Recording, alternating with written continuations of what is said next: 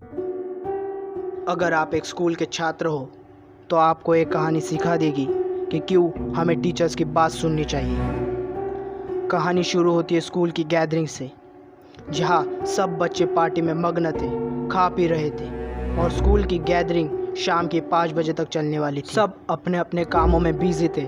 फिर सिद्धार्थ एक गुलाब जामुन का डब्बा लेके आता है। फिर श्याम और राजू एक पतीले में बहुत से गुलाब जामुन ले लेते हैं और उनका सोचना था कि हम ये सब खाना खाने के बाद खाएंगे, पर उनके अगल बगल बहुत से लड़के घूम रहे थे, इसलिए वो लोग सोचते हैं कि हम लोग इस गुलाब जामुन के पतीले को 3rd फ्लोर पे छुपा देंगे। लेकिन 3rd फ्लोर के गेट पे कार्तिक और सूर्या खड़े थे, क्योंकि 3rd फ्लोर पे जाना मना था।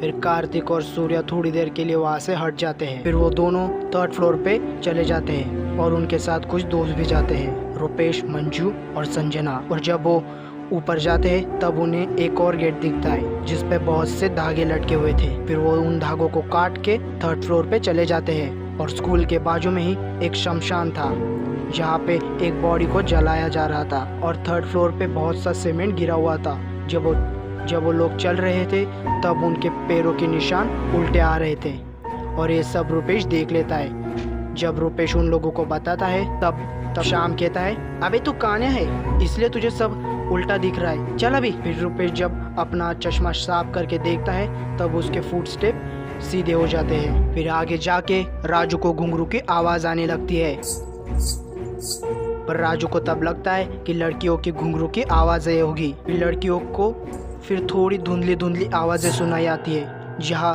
वो आवाज़ कहती है, क्या करने आए हो यहाँ, कौन हो तुम लोग, निकलो यहाँ से। फिर ये दोनों लड़कियाँ ये सब बात शाम को बताती है, लेकिन शाम उन पे ज़रा भी ध्यान नहीं देता। फिर वो 3rd फ्लोर के एक रूम में जाके उन गुलाब जामुन को रख देते हैं, लेकिन तभी उन्हें एक छोटी बच्ची की हंसी की आवाज़ आती है।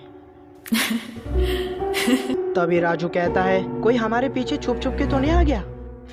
फिर शाम, राजू और रुपेश बाहर जाके देखते हैं, लेकिन बाहर कोई नहीं होता और वहाँ पे थोड़ा काला धुआं होता है, क्योंकि बाजू के शमशान में एक बॉडी को जलाया था और वहाँ से बहुत गंध भी आ रही थी। और फिर तभी उनके बगल से एक बहुत तेजी से एक साया गुजरता है। फिर अचानक किसी की जोर जोर से हंसने की आवाज़ें आने लगती है और जो 2 लड़कियाँ उस रूम में थी, उस रूम का दरवाज़ा बहुत ज़ोर से बंद हो जाता है।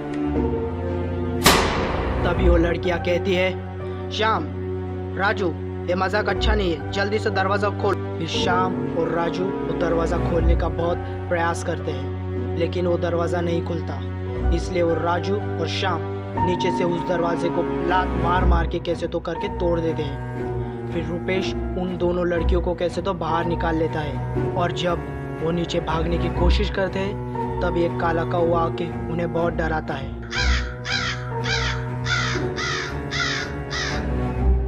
लेकिन वो उस काले कौवे से कैसे तो बच के पार्टी में भाग जाते हैं। फिर थोड़ी देर बाद सर 3rd फ्लोर पे जाने वाले दरवाजे के सारे धागे खुले हुए देखते हैं, तो सर कार्तिक और सूर्या को बहुत चिल्लाने लगते हैं और ये सब वो बच्चे भी देख रहे थे। फिर वो दरवाजे पे फिर से धागे बांध देते और उस दरवाजे को बंद कर देते हैं।